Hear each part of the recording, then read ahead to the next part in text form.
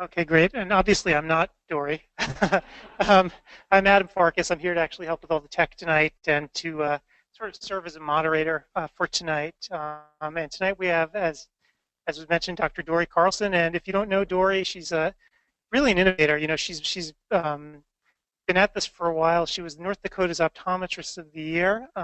She was actually North Dakota Optometric Association's first female president in 1998, and she took that and went all the way to be the AOA's first female president in 2011. So beyond her political career, she's also an innovator, and she keeps on the cutting edge. And so tonight she's actually going to talk to us all about how to increase practice profitability with refractive systems and wavefront technology. Hopefully, so she's at home, we're here, and hopefully the internet won't give out. So we'll hold all the questions till the end, and then if you have questions, I can walk around here with this microphone, and hopefully Dori can hear you. So Dori, are you still there? I'm here. Can you hear me? I think so, and I'll turn it up if they can't. So go for it. Okay, sounds good. Well, thank you, Adam, for doing the tech part of this. We've not really done this before, I guess, with you guys as far as doing a webinar. So we'll hopefully hope that the technology sticks with us for the evening and that you can hear me as well. If you do need the COPE number for this course, I've got it on this first slide. And I just have to paint a picture for you just in case. I'm sitting in my office in comfy clothes, which is kind of fun for a change instead of a suit in front of a group. But I'm sitting in my office, and it's dark outside, and there's a window to my back. My husband is notorious for walking the dog, and if I'm at the office, pounding on the window to scare the daylights out of me. So hopefully he knows not to do that tonight. So I'm going to warn you just in case there's some major ruckus in my office here. So. And I feel like I'm a little bit at a disadvantage because I like to get some audience participation and I like to feed off of being able to see you guys. So in my mind, I'm just going to imagine that you're giving me some visual feedback. So without further ado, tonight's topic is about increasing practice profitability with refractive systems and wavefront technology. And normally I would ask at this point if anyone's incorporated wavefront technology or digital refractive systems into their office already and ask for a raise of hands, but I don't have that visual, so I'll just assume that some of you have already done this and maybe some of you are thinking about it. And I would encourage you to hopefully that you learn a caveat or two from tonight's talk that makes you want to go out and do something different with your practice. And disclosure, I've had the great fortune of being able to work with a variety of companies as a consultant, so there's my disclosure. And a little bit about our practice is I am up here in rural North Dakota in the northeastern corner of the state. Mark and I, my husband and I, have 2 offices. So we've got one in Park River, North Dakota. We've got one in Grafton, North Dakota. They're about 15 miles apart. And I like to say we're up here in God's country where there's about 8 people per square mile. So there's lots of space.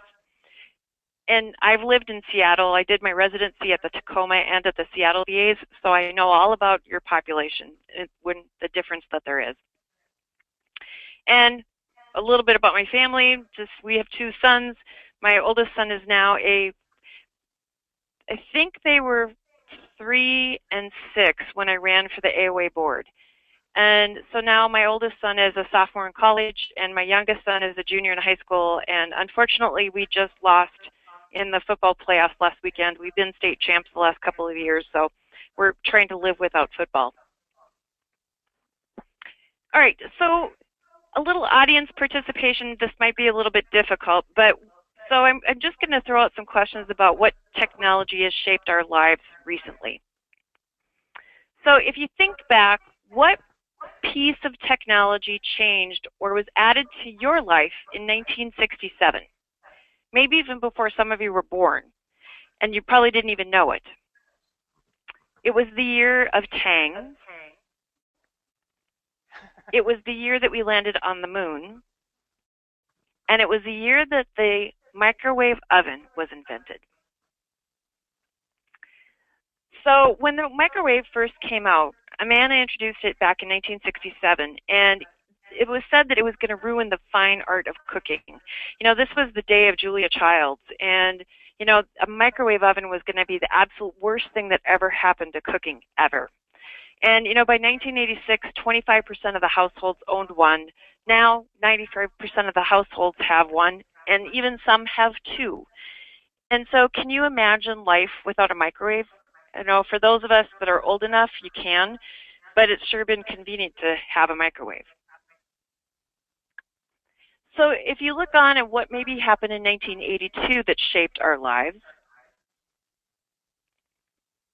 that was when the Internet protocol was standardized. And in 1995, 0.4% of the world's population had access to the Internet. And as you just kind of keep going and you look at what's happened with the Internet, and some of you may be even surfing on your cell phone right now on your smartphone, but think about how many people have access to the Internet right now. And that was just introduced in 1982. Penetration, and this is a little bit older slide, but North and South America, North America in particular, the penetration rate with the population has been just incredible with access to the Internet. And in 1983, something happened. The year after, something major happened that's shaped and formed all of our lives as well. And it's when AT&T put up the first cell system in Chicago. So cell phones came out and started looking like this. And then we had flip phones. And the iPhone came out in 2007. This has nothing to do with this lecture, but something that's kind of interesting is there's these statistics that run around about how many people in the U.S. have dry eye problems right now. Most of those studies that keep getting cited are from about 2002 to 2005. And if you think about the iPhone came out in 2007, and how many more people have dry eye issues after the invention of the iPhone and all the other smartphones that we have. So just kind of interesting when you think about that. And we have kids that are about 10 years old that don't know life without a smartphone. And speaking of which, looking at the number of children that have no landline service versus wireless service only, and just the amazing penetration of what's happened even in the last 10 years with that. And again, landline versus cell line, or cell phones. I love this one because it talks about the consumption. And if you look way over there on the left, the telephone in general was from back in the 1900s, and if you follow that little pink dotted line all the way over, and how long it took for consumption to happen. And even there's a clothes washer and the clothes dryer on here. It took several years before the consumption to happen.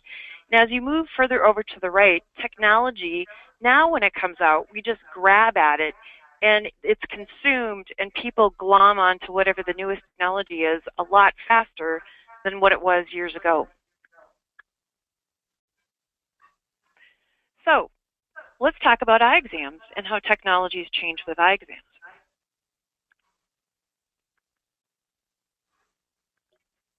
We all know the wonderful chair and stand of the past, and a keratometer. And think of how that's just changed over the years. When we first bought one of our practices, we actually inherited a tangent screen with it. And I think it's in the basement somewhere. But, that used to be kind of the rule of thumb of how you would do visual fields. And obviously then we started having the Goldman, and now we've got automated perimetry, and that's pretty standard. Tonometry. And if you think of all the changes that have happened with tonometry, always getting faster, more accurate, smaller. And we got these great ways of looking at people's eyes, and all the things that we can do now compared to what we could do even 10, 20 years ago. And more and more enhanced technology. In fact, we're going to move one of our locations. We're in the process of doing that right now, and one of our offices is in 1,900 square feet. We're going to be moving to a 3,100 square feet. And what I've been telling my patients is I have this pre-test room in the back that's pre-test, visual fields, OCT, Optos. And when we moved into this building, one of those pieces of equipment existed. And so we've just busted at the seams. So, you know, the technology has changed even in the last 10, 15 years, as we all know. And just more information that we can get about a person's visual system. And it gets better and better and more accurate. And yet, many of us are still using the Refractors. And some of us are using the ones that came out in the 40s, like this, or we're using the ones that came out in the 70s. Nothing wrong with it, but when you look at the fast pace of all the other technology that's happened, this kind of ends up being the gold standard. So this talk is really about my personal story, or our personal story with our office. And it's mostly male patients between the ages of 40 and 55 that they'll go into our other rooms and they'll have an OCT done, or they'll have an optomap done, or they'll have a visual field done, and you know, then they'll come back to the exam room, and you know, then they'll point to the Refractor and go, you know, you've got all this cool technology that you keep changing, and every time I come here there's something different around the office, but yet you still have this thing that's been the same thing that everyone's checked my eyes since I was a kid. When's that going to change? And that's a good question. So around 2012, I have to stop and think of the year, my husband and I were in an exhibit hall, and I was having lots of upper back, neck problems. I had a bulging disc. The ergonomics of doing refractions was difficult. I was getting massages on a pretty regular basis. And, you know, that could have had something to do with being president of the AOA. I'll give you that. And just being a little stressed out from all of that.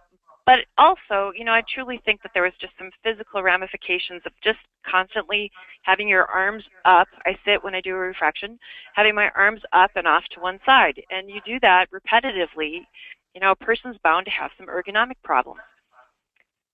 So we were in an exhibit hall, and I you know, walked up to this one particular exhibit, and I said, you know, I was kind of interested in changing some things to make our refractive systems a little bit more up-to-date, ergonomics, and, you know, can you tell me more?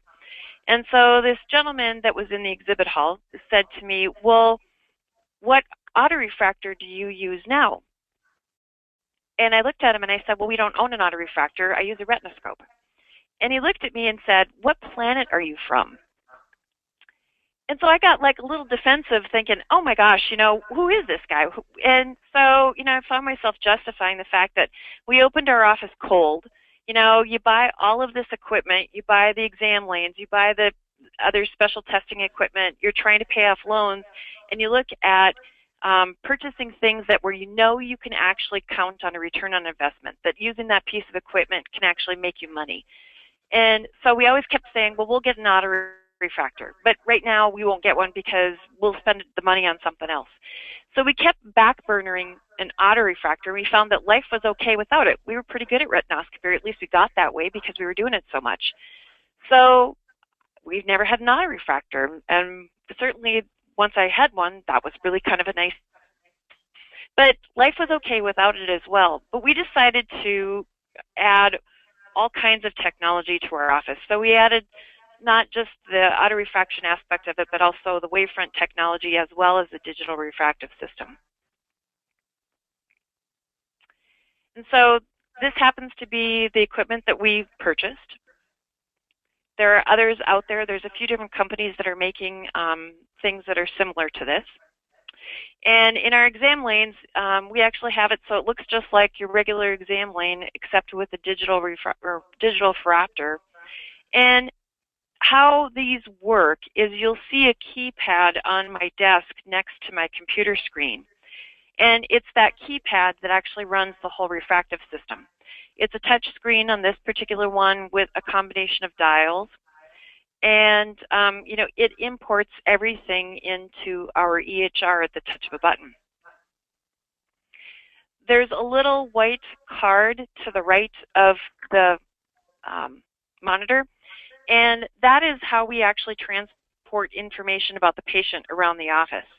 So we put this card into the lens meter. We put this card into our Wavefront aberrometer autokeratometer or autorefractor keratometer, gather the information, and then we insert it into this module, and it downloads all the information. So everything is stored right there, and we have access to everything about that patient. I was president and president-elect.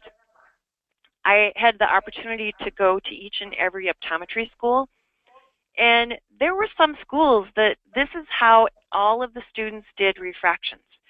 So that when people checked in, they had this little card put in with their flow sheet, and as they were going around the office, people would gather the information on this card, and this card would go walk around the office with the patient. So I bring that up because at that time, that was in 2011 or so when I started seeing some of that become more mainstream with the clinics.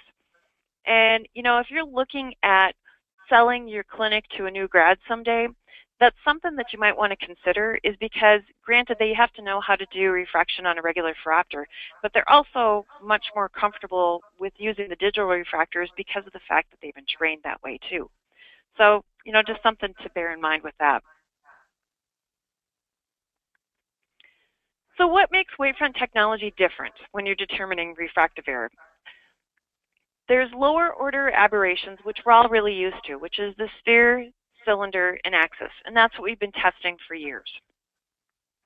But there's also higher order aberrations, and those actually represent a piece of the refractive error as well. And so sometimes we have to take those into consideration, and I'll talk about those here in a little bit. But there's actually 60 different types of higher order aberrations that have been identified. And, there's a few of them here, and there's several here. And I could just imagine the eyes rolling in the audience. This isn't going to be a lecture about all the different kinds of aberrations there are and try to remember what these are, because that was something that would be a board exam type of question. But just, knowing that what can happen is this is all part of our visual system. In a perfect world, it would be the piston at the top, and we would have nothing that would deviate any wave of light that enters the eye. But we all know that's not true. So what are the causes and symptoms? Well, obviously, corneal irregularity or scarring can be a big problem. Cataracts are a huge issue for creating higher order aberrations. Dry eye issues, or that irregular tear film. Trauma can be one, and actually large pupils when they're in dim lighting can be another cause of those higher order aberrations.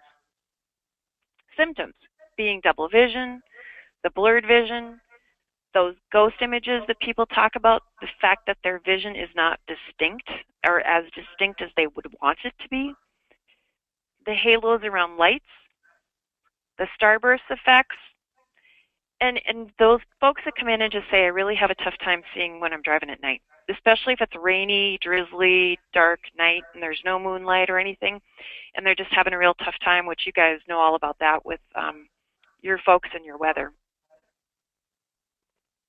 So, patient of mine, he was standing next to somebody else who was pounding on a piece of metal. I live in a farming community, and so I actually have probably a couple of dozen of these patients over the years that have been the unfortunate recipient of a piece of metal that went into their eye. And I always thought that this gentleman was actually the one that was pounding on the metal, but it turns out just recently when I saw him, I found out that he was actually standing next to the person who was pounding. And so he ended up having this piece of metal go through his corneal lens, and eventually it was embedded in his retina. Prior to the accident, he was a minus 550, soft contact lens wearer, vision was 20/20. And his refraction after the accident was he was now an aphakic in that right eye because they had to take out the lens after the accident.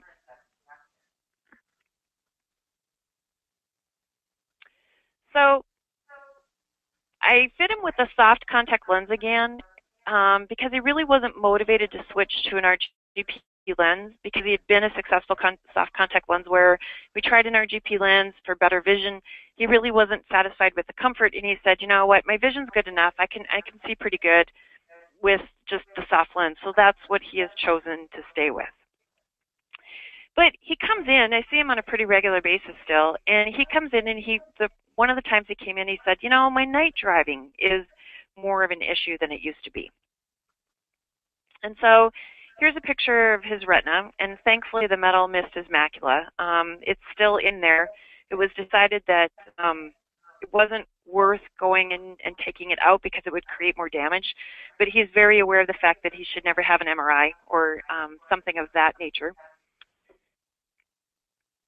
And this is his Wavefront scan from our technology with our digital refraction system.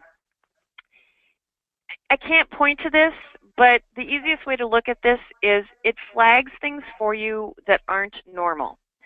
So if you look on the boxes over on the left, and you'll see the red where it says difference, plus 50, minus 150, minus 77, that's the difference between his refraction when his pupil is small at the center and his refraction when his pupil becomes larger. And so obviously he has a diopter and a half of induced astigmatism when he's in those dimmer lighting situations. The nice thing about this is that I could actually show him this. And I could use it as a teaching tool to say, and granted, he doesn't understand the numbers, but he knows that the diff is the big thing for him. And so he can see the numbers of how his prescription changes when he's got the larger pupils.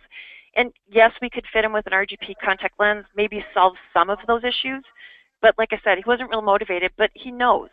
So every time when he comes in now, he goes, yeah, I know I still have some issues with my night driving, but I know why, and it's not that bad. I can live with it. So another patient that I had was a 71-year-old female who came in and she said that everything was blurry in her right eye. She was pseudophakic in both eyes, and this was her refraction. And, this is one of those times when you think, well, is 20/30 really that bad? You could argue that it is or isn't, but everybody's different about, you have the patient who comes in and can't see the 2400E and says that their vision's great. I just had one of those not long ago. And, then you have the patient who is complaining because they can't see the 2015 line. So, everybody's different as far as their personalities and what's blurry or not blurry for their perception. But this woman was complaining about that vision in her right eye. So another teaching tool that you have with this is the point spread function. And so on the right screen is what a pinpoint of light would look like through her visual system. So instead of it being a sharp little pinpoint of light, it actually becomes this. And again, on the left-hand side, you can kind of see where the difference in her refraction is when her pupil is small versus when her pupil is large. And when you're looking at it from the retro image things, you can look down there on the bottom right-hand screen, and you can see that this person has a posterior subcapsular cataract. And so the opacification is creating the issues and creating it so that things are more blurred for her. Could I see this in a slit lamp? Absolutely. Do I need this technology for diagnosing that? No. But what I use it for is this is a wonderful teaching tool to show this person that all of this is supposed to be nice and clear, and look at how this is all cloudy. And the nodal point is signified by that tiny little blue cross. So you can really use it to show somebody, well, yeah, no wonder you're not seeing as well, because look at what's happening with this. And then you can use the retro image again to show them what that posterior capsule is looking like after a YAG. This one's not my patient, but I have a patient that was really similar to this. This patient had a YAG procedure done and came back in and was complaining to her optometrist about the fact that she was having all this glare that was still really bothering her. And he looked at, the YAG, the capsulotomy that was done and thought, is that really close? But the nice thing about the retro image with the technology here is the fact that you can identify the nodal point of the visual system signified by the light. And you can see that the capsule wasn't made large enough. So the opening wasn't made large enough and was causing the glare. Ophthalmologist didn't believe him, the optometrist, and said, no, that's not creating a problem. So actually the optometrist sent him this image. And so the ophthalmologist took a look at it, did the procedure, made the capsule, the opening larger, and all the patient's glare issues were gone. Another great teaching tool. So some of the assumptions about Wavefront technology is that it assumes the pupil is 4 millimeters in those daylight conditions and 6 millimeters in the nighttime conditions. So that's kind of the operating information that it kind of goes by as far as when it's determining the refractive error. And a traditional autorefractor measures 1 point, much like a pinhole refraction. Whereas when you're using Wavefront technology, you're going to get over 2,200 points of information. So you're going to get far more information about that person's visual system than you would if you were using a traditional autorefractor. It's an objective method for differentiating, what things are like in bright or dim lighting conditions, and I have a case about that here in a second. So it helps out for that part of things. It can greatly decrease your chair time because of the objective measurements. It's quite accurate, and you can just actually glance at the scans that are done even before you start doing a refraction on somebody, and you'll have an idea of what's going on with their visual system even before you start. And if you incorporate that technology with a digital refractive system, you even decrease your chair time even more, and also increase that wow for the patient and that experience for them. And as I said before, integrate it with your EHR. So all I have to do is push a button, and it automatically goes into my EHR, and I don't have to type any of those refraction numbers. There was one day where I was in the room, and for whatever reason, my system went down, and I had to, kind of figure out something else, and I couldn't get it to transmit in, and I typed in my own refraction numbers. Thankfully, my tech caught it, but I had typed in the wrong numbers. So it's nice having something where it's just totally automated and just puts everything in there for you so that you don't have to have those errors that are operator errors, if you will. So the other really cool thing about this is there's no more forced choice when you're doing cylinder and axis. Instead, what happens is it uses a biprism, and you're doing simultaneous viewing.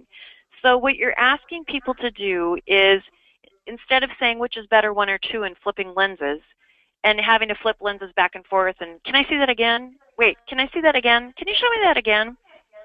I know you guys all know that and get frustrated with that. So instead of that, you can now say which is better, right or left. So the question is, do you see 2 groups of dots? Which is sharper, the one on the right, the left, or are they equal? I guess if you like to count, you might miss that because you won't get to count as much as you did before. So with this particular system, these are the groups of dots. And so the patient is presented with 2 groups of dots that are side by side. And the question is, do you see 2 groups of dots? Yes. And which of the groups of dots is sharper or more distinct? The one on the right, the left, or are they equal? And that's all that they have to answer. And that's how you can refine both cylinder and axis.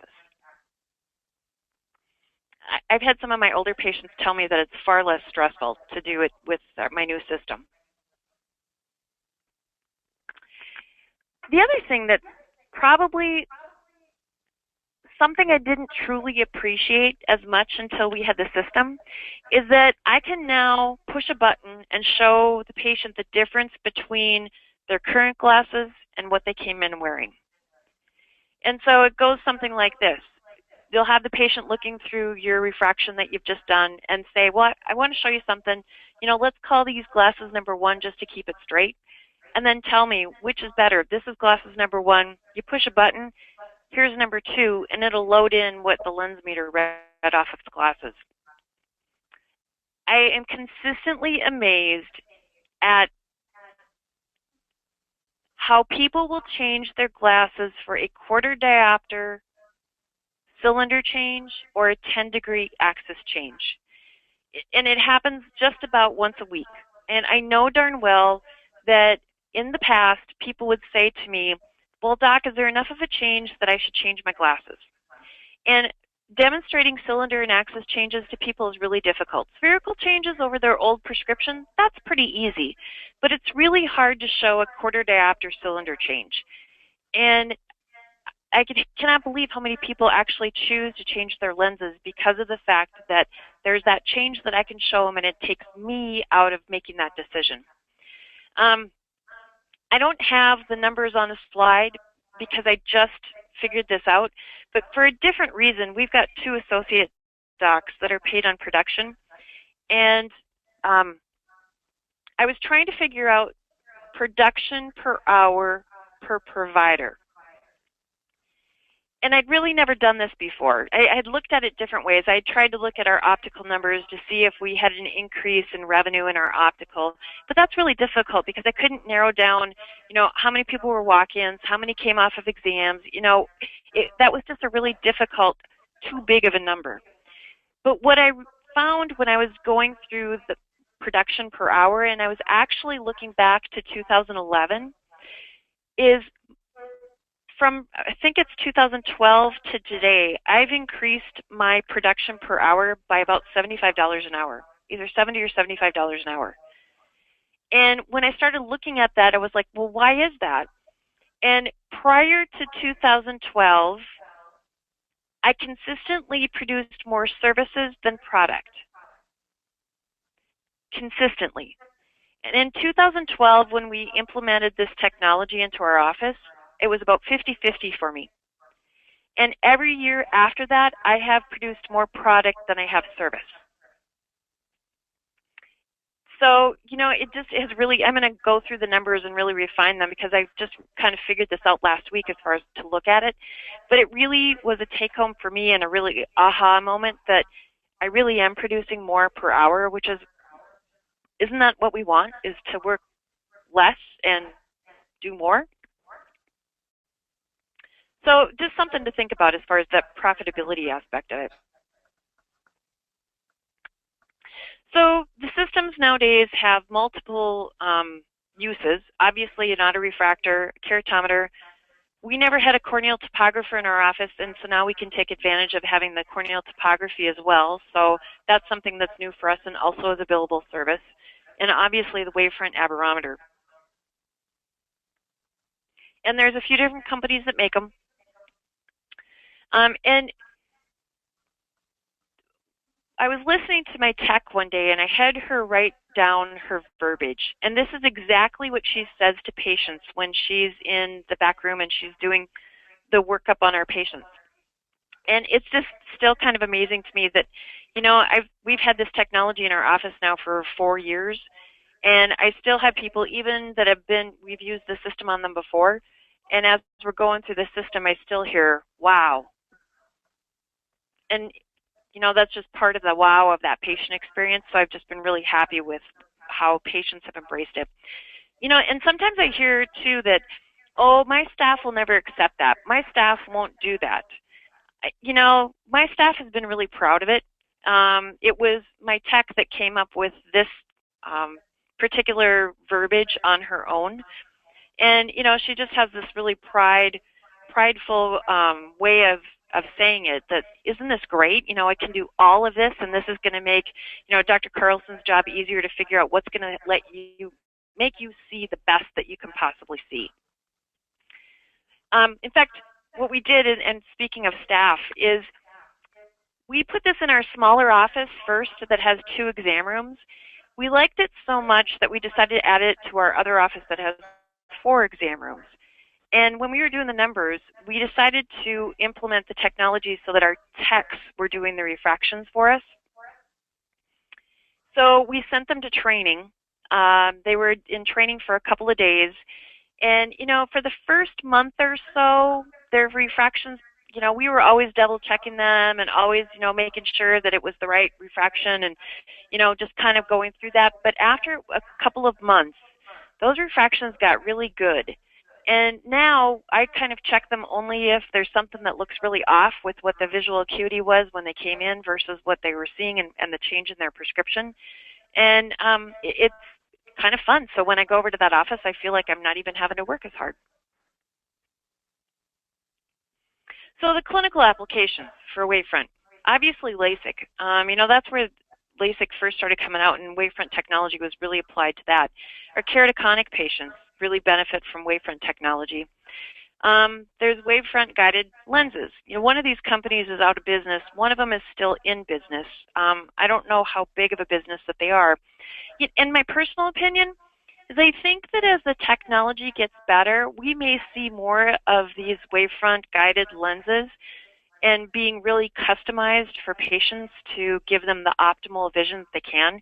And unfortunately, right now, we can detect higher order aberrations, but we still give them lower order aberration lenses, if you will. But as lenses become more digital, I think that we're going to see this come back, and this is going to be a bigger thing for us in the future. There's Wavefront guided contact lenses. There is one company out there who is now probably been in business for the last couple of years that I know of. And what they do is they send you a contact lens, you put it on the patient's eye, and they have proprietary software that you use their Wavefront aberrometer, take the scans over that contact lens that they're wearing, put it into their software, and they will create a customized contact lens for that individual. I've not used any of their lenses. If I was standing in front of you, I would ask you guys if anyone's used this. Unfortunately, I don't have that feedback from you, but that is a company that's out there, and maybe some of you have used them. And then there's also handheld devices. The SV1, they have the little, it's an autorefractor that's on an iPhone. They're also coming out with Wavefront technology applications as well.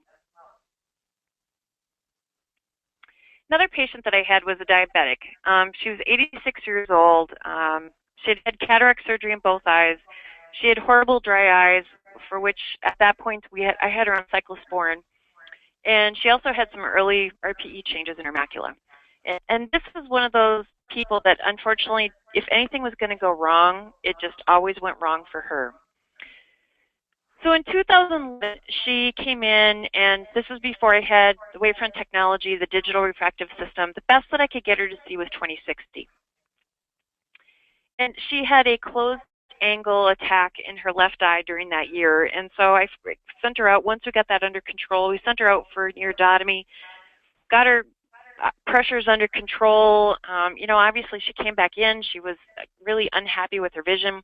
I couldn't figure out anything that I could do to improve her vision, but I sent her out to a retinal specialist thinking, well, maybe there's something here that I can't see, that I haven't found, that I'm missing.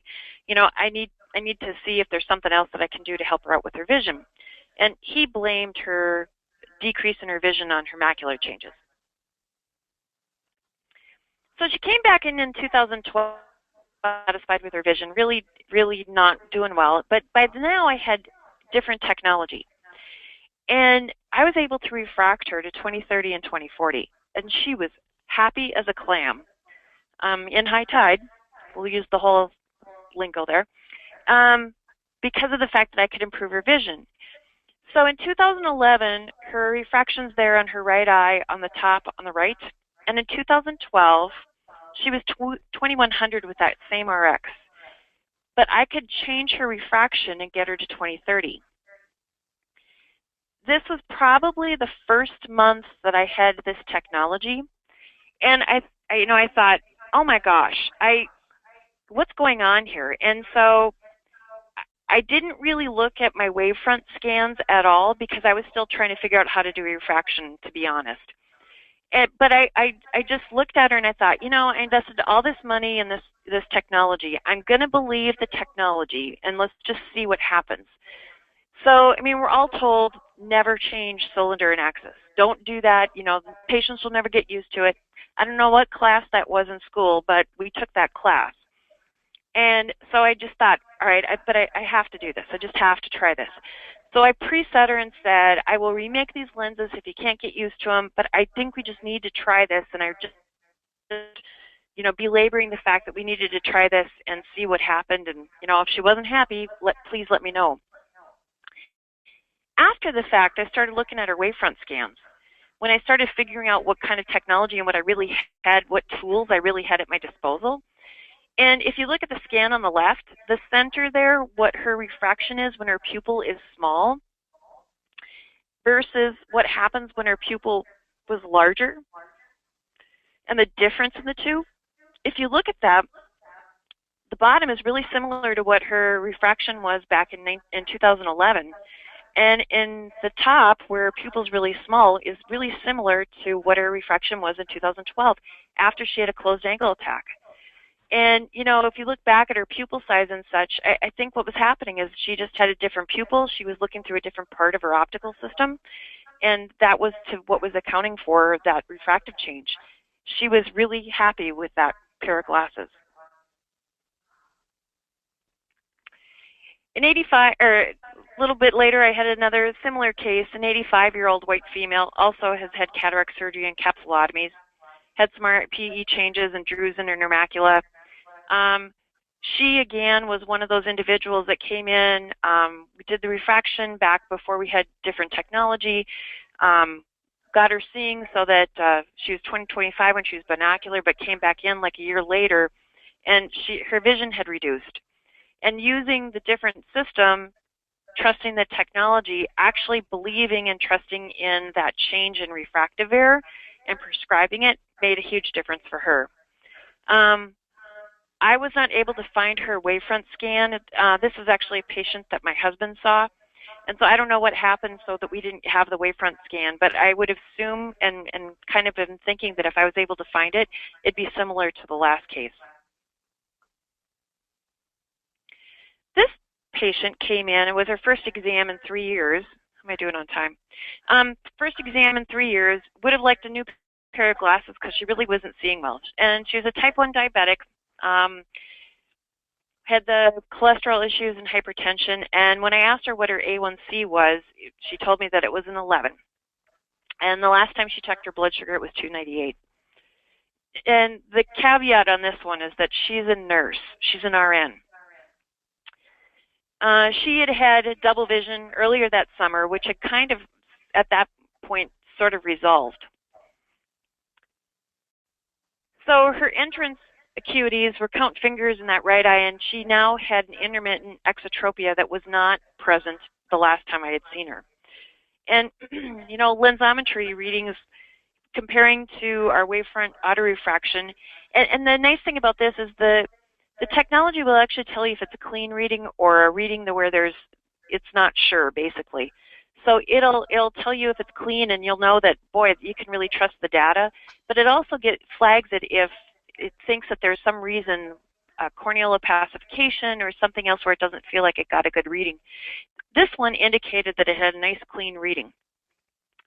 Well, you know, you don't have to have really expensive technology or newer stuff to just know that here's this huge myopic shift.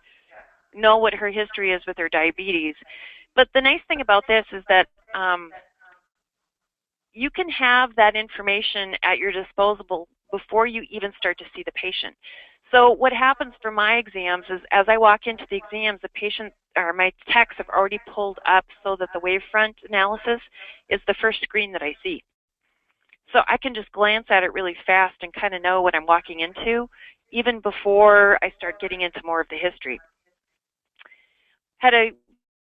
This patient had a very dense cataract in her right eye, and I was expecting to see these really horrible retinas. And amazingly, her retinas were clean, which told me all the more reason is that everything was more or less due to A, her blood sugars, B, her cataracts that she was developing. So we actually had cataract surgery done for her. Her exotropia resolved. She was doing much better, and obviously we've had some long discussions about having better control of her diabetes and just having better control. I don't need that technology to do that, but it was really nice to be able to walk in the room and know that I had a clean scan already, that I probably was dealing with something that was, you know, pretty straightforward. And I knew that even before I started examining her. All right, and what about the folks that have troubles with their night driving? So I want you to meet DC. She was a PMMA wearer for 9 years, an RGP wearer for about 20 years, and a soft contact lens wearer for the last several years. And I can speak about this person in the first tense because this is my case. I've always had a problem with driving at night. Always. It's been something that has plagued me for as long as I can remember. So now I have some cool technology, right? And I can kind of play around with this and figure out what's going on with my own visual system. And so this is a scan of my right eye. And again, it flags things in red that aren't necessarily normal or it wants you to pay attention to, so it kind of makes it easy for you. But the numbers over there on the left-hand side where it says center, that is my refraction when my pupil's small. And when I have a larger pupil, that's the difference in my refraction when I'm driving around at night in the dark. And so, diopter and a quarter change in my right eye and a diopter change in my left eye. Well, no wonder I've been having troubles with night driving all these years. So, this is a great piece that you can use for those individuals that are having troubles with that because you can actually measure this. And if you can somehow simulate that in the exam room and try to educate the person about how their prescription changes as their pupil size changes, that's come in handy a few times over the years now already. Do they always get a second pair of glasses for driving at night? Not always. But at least I can show them and use this as an educational tool that here's what's happening when your pupil gets bigger. So the patient's at least more educated about it. And I have had some folks that after I've educated them, gone back out and came back in later and said, I think I want a different pair of glasses for driving at night because they were going to be driving places where they weren't as familiar and they were going to really need to read some more street signs and such. So it does happen. And I myself actually carry a set of different glasses in my purse to help me out for driving in at night as well. And I think this is my last case. I have a 65-year-old patient who I've seen for many years now, probably 20-some years. 30 years ago, he had a corneal transplant in his left eye. And 14 years ago, he ended up having corneal hydrops of that keratoplasty. So he had to have a second one. So, and the whole reason why and I've already mentioned that, the reason why he had his corneal transplant was because of his keratoconus. And lately he's been developing some bullous keratopathy now again in this next graft. So we've been kind of, considering what to do. Or the corneal specialist I referred him to is we're kind of taking a wait-and-see approach because it seemed to clear up a little bit, so he hasn't had to desect yet. But, that's something that is, on the docket as far as what might be the next thing that we have to do if he continues to have problems. And then, incidentally, he happens to be a steroid responder because he's been on a topical steroid for years and years and years now for anti-rejection purposes, and he's developed glaucoma in that eye because of that. So the interesting thing about his scans is you can use the placido images, and again, this is something that you can have so that it's up in front of you even before you really start to ask the patient any questions. So here's his scan of his right eye, and then here's the image of his left. And again, if you see something like this on your computer screen before you even really start doing a refraction on this individual, you kind of already know there's something going on with the cornea without really having to even look at the patient. The other nice thing is it can really tell you something about irregular tear film. When you look at placido images like this, no wonder this person's having trouble seeing and the vision keeps fluctuating and, having all this blur and issues with the dryness issues. Unfortunately, this particular patient passed away shortly after I took this image, so I didn't have a chance to take any, I would consider this a before, and I was looking to hopefully do an after image after I had initiated some sort of treatment for her, but she passed away. So, but a great indication of what an irregular tear film looks like. I've tried to find surveys about patient perception or experience, but I really haven't found any good surveys. So some, if you read some of the practice management magazines, they'll talk about doing your own patient survey, and they don't have to be very long. You can have just a 2 to 4 question survey as people walk out the door and have a little box that they can put it into. And you may want to consider asking specific questions about their perception of the technology in your office. That would be a great question to ask.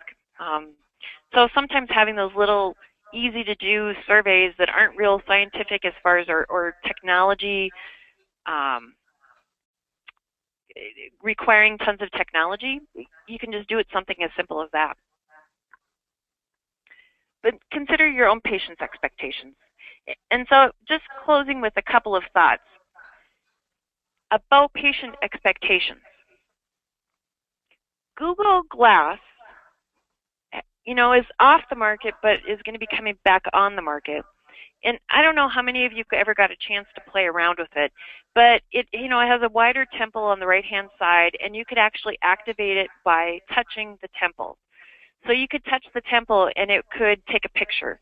You could ask it to give you a map, do navigational things, or it actually was sound activated too. So you could say, "Glass, take a picture." And, I think the big application that I saw of it was maybe for navigational purposes, that you could have a virtual image of, some street that you're going down as you're driving down the road. Maybe that was the way that I could picture using Google Glass. But they're remaking it. They're going to be coming back out with it. But that's going to be part of patients' expectations in the future. There's another company out there called LaForge, and I just ran into this website not long ago for a different reason. And they actually have so that there's icons, and it's directed by your eye movements. So you can look on Facebook, you can do navigational things. But I always wanted to ask the founders if they made this because they were Star Wars fans or Star Trek fans. Geordi LaForge, is that where they came up with the idea? But I digress. Anyway, so this is something else that's coming out there, and I've actually seen these guys. I first heard about them probably about 3-4 years ago, and I've seen them around a little bit more than they were in the past. So again, patient expectations. And by now, all of you guys should have heard of Alternative. And this isn't necessarily for or against Alternative, and it's not an AOA commercial about why we need to, they shouldn't be able to claim that they're an eye exam, that type of thing. But here's the point that I want to make with Alternative is, what do patients expect? If they think that you can do a refraction using your computer, your laptop, taking so many steps back and using your smartphone as your remote control to answer the questions, and if they start to see more and more of things like this, they think that that's a refraction that they're doing in checking glasses. Patient perception, if they come back into your exam room and they see the pink phoropter from the 40s, do they think our care is dated? I don't know, but maybe. So the bottom line basically is, if you combine with the automated phoropters and the digital refracting systems, you can greatly decrease the chair time by implementing technology and these efficiencies that you have with your whole exam process. Wavefront technology, you can do without it, but it is a great tool that can add in providing more individualized patient care, and far more about that patient's refractive system so that you can educate your patient better about what's going on and why it is that they can or cannot see well. And so I would challenge you, is it time for a change?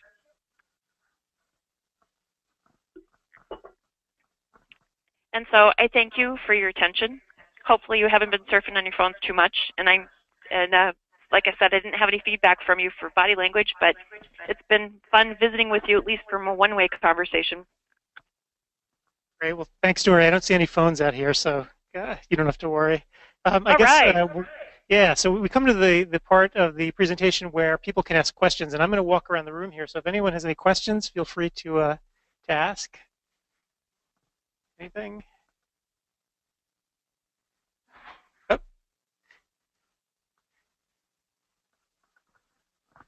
So, Dori, do you guys have this in all of your offices now, or are you selectively putting it in offices, and do you have it in every lane, or okay, and you have it in the automated phoropters in every lane, or are you trying to select the patients who are, sort of your staff maybe says these are the tech-savvy ones, or these are the ones that are going to really be impressed, or is it in every lane? That's a good question. We just knew that if we knew ourselves that if we don't have all of our exam rooms identical, we start to prefer one exam room over another. And so we've kind of used the lean principle. I can walk into any 6 of my exam rooms despite the 2 locations, and I know exactly where the alcohol swabs are. I know exactly where the near cards are. I know exactly where the occluders are because they're all in the same place in every single exam room. And so, and Mark and I knew ourselves well enough that if we put it in one exam room and not the other, we would always prefer one over the other. So we just bit the bullet and we put it in our smaller office first. So we have the digital phoropters in our exam rooms in the office with 2 exam rooms. We liked it so much that we wanted to put it in our larger office with 4 exam rooms. And when we started doing the numbers were a lot more to put it in 4 rooms. And we started doing the numbers so that we put it into a pre-test area instead and trained our techs to do refractions in that office. So in that office, our techs do all the refractions, not just on the patients we choose, but all of them. Unless there's a low vision patient or something like that, of course. Great. Any other questions?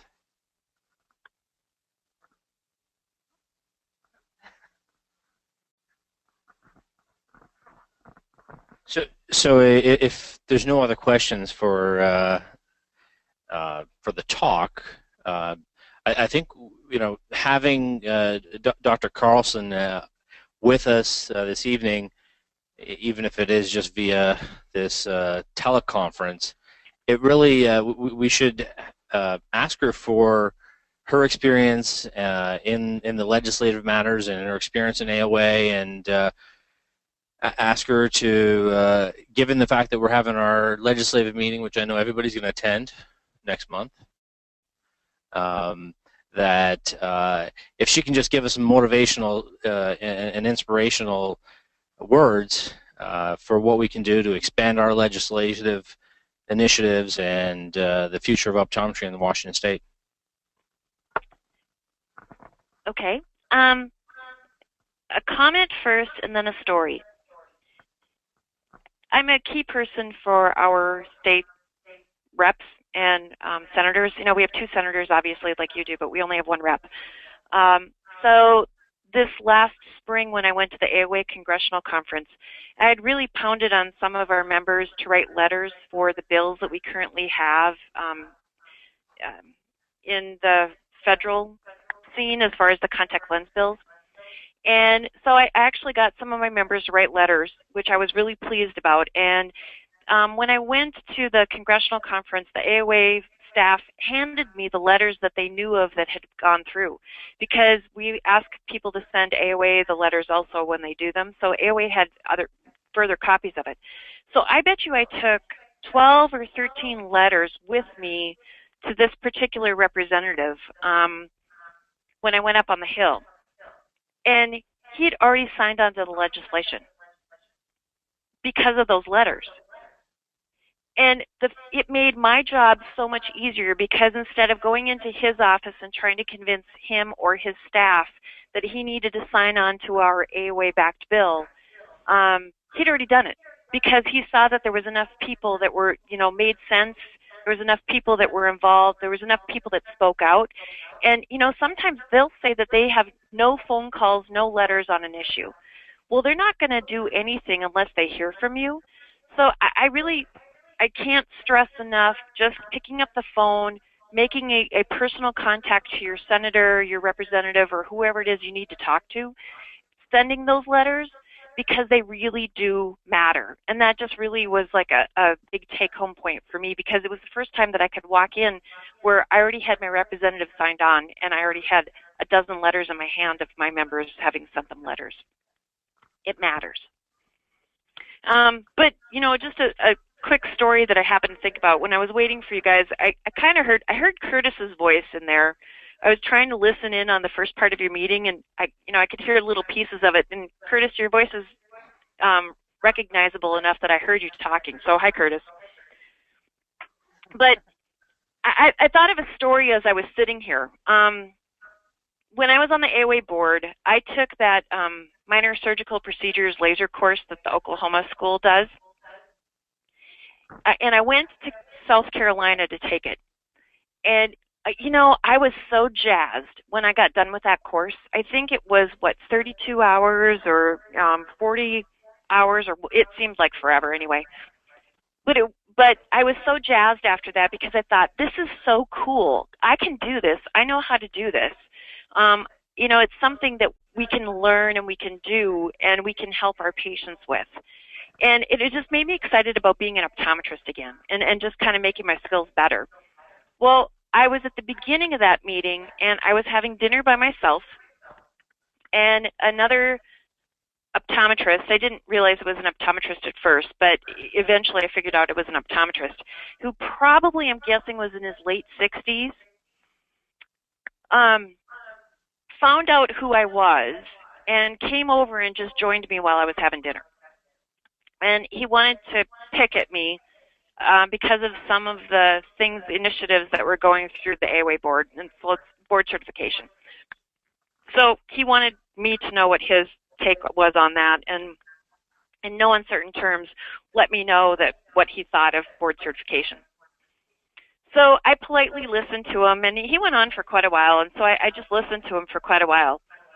And I'm trying to think of how I'm going to respond to this gentleman, and I couldn't help but see the irony of the fact that this was a laser and minor surgical procedures course that all of us were at, and he was signed up for, and he had to have been in his late 60s.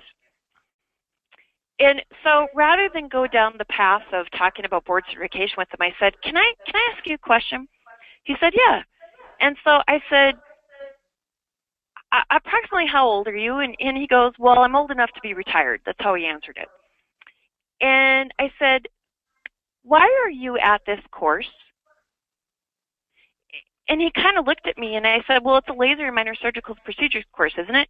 And he goes, yeah. And I said, why are you here? And his answer to me was, because we have to keep the profession moving forward. We cannot be stagnant, and we need to keep it moving forward and being progressive. And I just looked at him and I said, do you see any irony with what you just answered to me? And he had to actually kind of laugh, and thankfully the conversation ended well. But, you know, his words really resonated to me. Here's a gentleman who could be retired, who could just not care. And yet he's telling me that we need to keep the profession moving forward, keep it positive, and keep doing positive things for our profession. And I just thought that was just really telling about some of our folks that are so engaged in our profession. And, you know, no one else cares about us. No, medicine's not going to do anything nice for us because they don't care about us. Podiatry doesn't. You know, it's about us taking care of our profession. And, you know, ironically, I just thought of this. The picture that I have up on the screen right now, and I don't know if it's still up there, but my motto to the students when I was talking to the students is, you need to leave optometry better than the way you found it.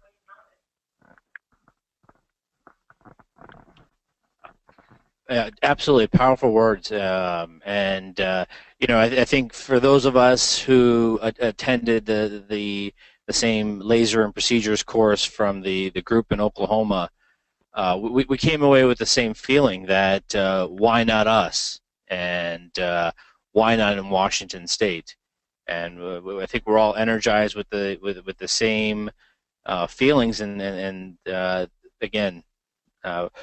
We need to show up. We need to be present. We need to talk to our legislators. We need to participate, and we can get this done. Absolutely. You just need to be present. That's the biggest thing. Anyone else? No. All right. Well, thanks, Dori. Thank you, Dr. Carlson. Thank you. Thank you for your great presentation, and thanks for your words of wisdom. Thank you so much. Thanks, everyone.